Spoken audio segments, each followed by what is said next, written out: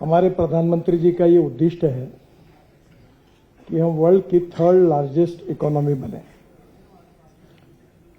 उसके साथ साथ आत्मनिर्भर भारत बने। और आत्मनिर्भर भारत और 3rd लार्जेस्ट इकोनॉमी बनाने के लिए उन्होंने हमारे सामने ये उद्देश्य रखा है कि $5 ट्रिलियन की इकोनॉमी बने। और किसी भी देश में जब डेवलपमेंट होती है तो उसके लिए 4 आवश्यकताएं होती है। 4 इंपॉर्टेंट ऐसी चीजें हैं ये कि इसके तरफ ध्यान नहीं दिया जाएगा तो राज्य और देश का विकास नहीं हो सकता। वो 4 चीजें हैं: water, power, transport and communication. अगर 4 इंफ्रास्ट्रक्चर डेवलप हुए तो कैपिटल इन्वेस्टमेंट आएगी और इंडस्ट्री, ट्रेड एंड बिजनेस बढ़ेगा। और industry and trade and business बढ़ेगा तो एम्प्लॉयमेंट पोटेंशियल बढ़ेगा, पर कैपिटा इनकम बढ़ेगा। और एम्प्लॉयमेंट पोटेंशियल बढ़ेगा, पर कैपिटा इनकम बढ़ेगा तो गरीबी दूर होगी। और इसलिए सुखी, समृद्ध, संपन्न हिंदुस्तान के लिए अगर विश्वगुरु बनाना है तो हमारे राज्यों को भी आर्थिक दृष्टि से सक्षम बनाकर सामर्थ्यशाली बनाना ये हमारे देश की आवश्यकता है। और इसलिए राइजिंग राजस्थान की थीम से ये आज जिस प्रकार की इन्वेस्टमेंट राजस्थान में आ रही है, आने वाले समय में निश्चित रूप से इसका राजस्थान के भविष्य के विकास के लिए बहुत बहुत उपयोग होगा।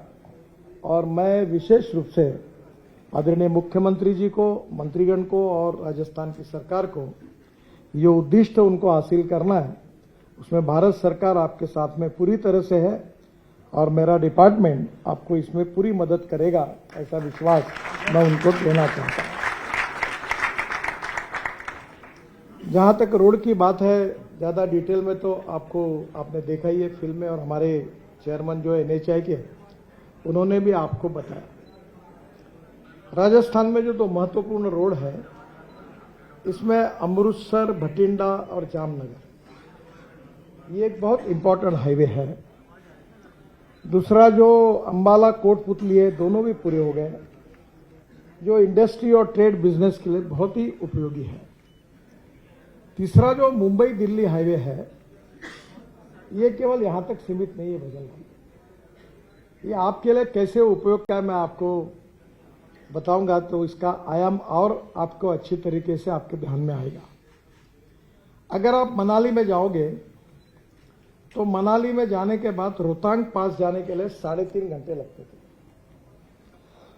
अभी मनाली में रोहतांग पास जाने के लिए 3.5 घंटे लगते नहीं, अटल टनल बन गई है, केवल 8 मिनट में हम क्रॉस करते हैं। 8 मिनट वहां से निकलने के बाद हिमालय के बीच में से हम लद्दाख और लेह की तरफ निकलते हैं। इसमें कम से कम हमारी NHAI DCL है, आज NHAI जैसा है वैसे हमारा दूसरा आर्म है NHAI DCL, जो नॉर्थ ईस्ट और पहाड़ी क्षेत्र में हमने काम करने के लिए एक कारपोरेशन खोली, वो भी 8-10 लाख करोड़ के काम कर रही है। तो वहां से हम लोग लद्दाख लेह तक 18 टनल बना रहे हैं, काफी काम शुरू हो गया है। और वहां से आने के बाद लद्दाख लेह से श्रीनगर जाने के लिए जो रोड है, जो कारगिल की लड़ाई जहां हुई थी उसके नीचे में, जहां आप अगर खड़े रहेंगे तो वहां से हम हमारा बाबा अमरनाथ का दर्शन कर सकते हैं कारगिल के नीचे में। और वहां हम आशिया की सबसे बड़ी टनल बना रहे जोजिला, और जिसका 75% काम पूरा हुआ। और जो टनल की एस्टिमेटेड कॉस्ट 12,000 करोड़ थी, वो 75% पूरी हुई, वो केवल हमने 5,600 करोड़ में पूरी कर ली। इतना उसमें सेविंग है। ये टनल से निकलने के बाद झेडमोर टनल लगती है, जहां अभी आतंकवादियों ने हमला किया था हमारे कैंप पर, वो टनल पूरी हुई है। और अब प्रधानमंत्री जी को हमने डेट मांगी है, तो वहां से झेडमोर टनल से बाहर निकलने के बाद फिर हम आएंगे श्रीनगर। और श्रीनगर में आने के बाद श्रीनगर और जम्मू के बीच में हमने 18 टनल लगभग बनाई है। और वहां से श्रीनगर जम्मू आने के पहले ही कटरा दिल्ली एक्सप्रेस हाईवे है, जो जिससे दिल्ली से अमृतसर 4 घंटे में, कटरा 6 घंटे में और श्रीनगर 8 घंटे में होगा। तो कटरा एक्सप्रेस हाईवे से हम तुरंत निकलकर इस कटरा हाईवे से दिल्ली आएंगे और दिल्ली मुंबई हाईवे को हम जुड़ेंगे। तो उसमें अभी ये पानीपत के बाद पंजाब हरियाणा के लिए फायदा है। हमने एक UR2 बनाया, हमने 10,000 करोड़ का रोड लगभग उद्घाटन के लिए है, 2 महीने में खोलेंगे। तो वहां से डायरेक्ट हम द्वारका एक्सप्रेस हाईवे पे जाते हैं और द्वारका एक्सप्रेस हाईवे तो स्टेट ऑफ आर्ट प्रोजेक्ट है, तो आधे ही देखा आपने अभी। एक पिलर पर 4 लेयर है।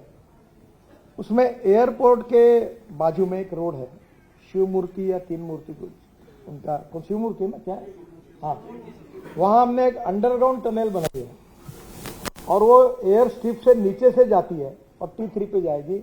तो पानीपत से आधे घंटे में आप एयरपोर्ट पहुंच जाएंगे। अभी 3 घंटे लगते हैं और पूरा ट्रैफिक इधर से चला जाएगा। और ये जो दिल्ली मुंबई हाईवे आगे जाता है, वो आगे दिल्ली जयपुर ये जो स्पर बनेगा, तो मेरी तो उम्मीद है कि 2 सवा 2 घंटे में हम पहुंच जाएंगे।